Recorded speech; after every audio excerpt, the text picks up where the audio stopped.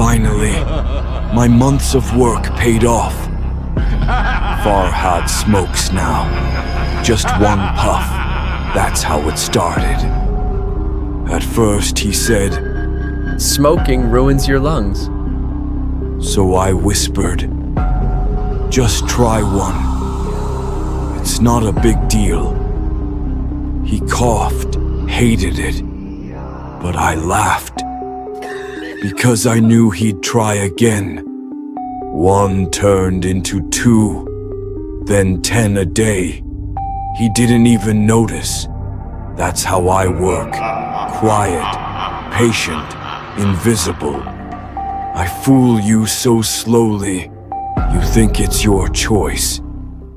But you can still break free, you always can. Every puff is a step deeper. Every choice is a step back out. Don't let the whisper win.